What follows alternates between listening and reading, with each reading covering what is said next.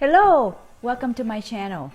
If I have little money and less than great credit score, are there ways I can still start investing in real estate? This is a common question I get received in the last 4 years from readers who read my book, Poverty Master the Wealth. The answer is yes, absolutely.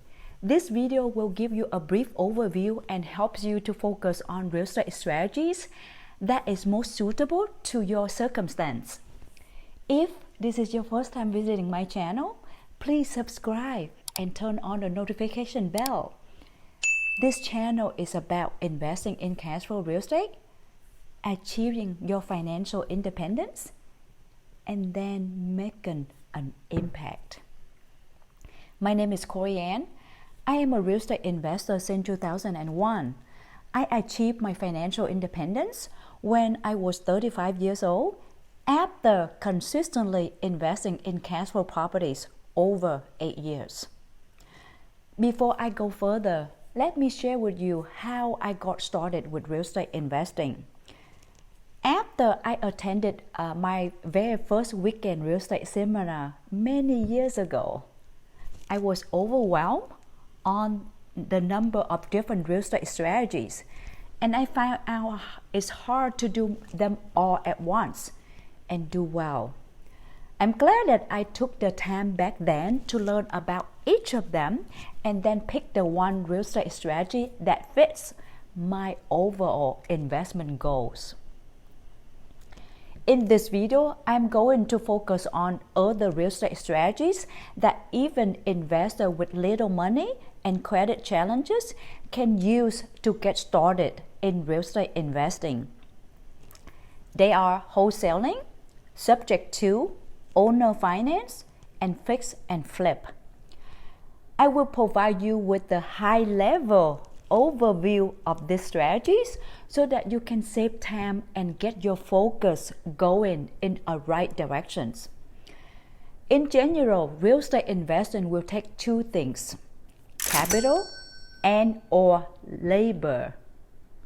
By labor, I mean your time and effort. If you have little capital, you can either keep and use your W-2 job to generate saving and capital to invest, or use your time and energy on this investment strategy to get started in real estate. There are college graduates who started out with these strategies at the beginning of their real estate investment careers, and they are very successful real estate investors now. Most of them that I know are now buy and hold investors in bigger real estate commercial projects. Let's now talk about all these most 4 common real estate investing strategy so that you can get started in real estate investing if you have limited money and possibly less than perfect credit score. Wholesaling. I have been buying a lot of wholesale properties from real estate wholesalers. They make money by being a middle person between a motivated seller and a willing real estate buyer who specialize in the buy and hold and fix and flip, like me. Some wholesale real estate investor or wholesalers share with me that they spend majorities of their investment in the marketing in order to generate leads for motivated sellers. Instead of spending marketing dollars, some may choose to generate leads by driving around and knocking on doors neighbor by neighbors looking for motivated sellers. The industrial term for that is called driving for dollars.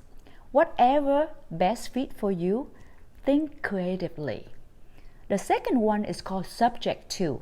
Subject to means the seller deeds the property to your name with a lien on it, and the mortgage loan is still under the seller name, and you, the buyer, starting to make the mortgage payment on the behalf of the seller.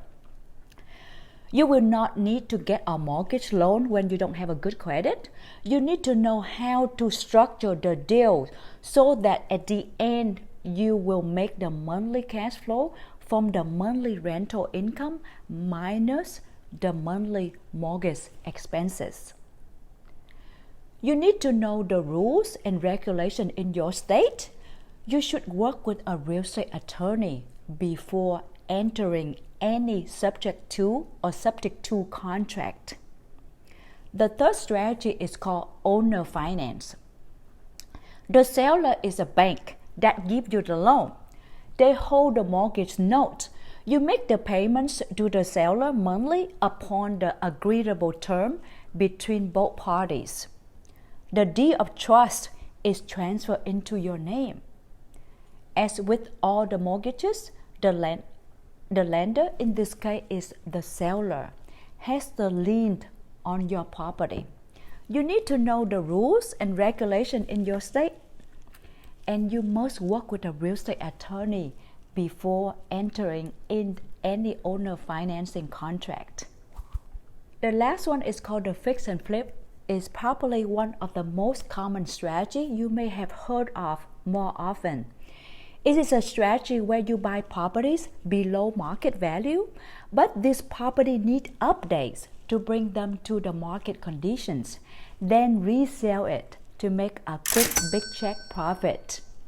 You can use private money lenders and hard money lenders to purchase the property.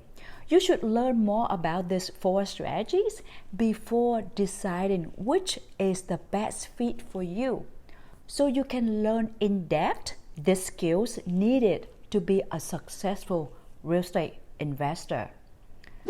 First step is to get educated about this strategy by buying books and reading up on each strategy and understand the activities involved in each of them.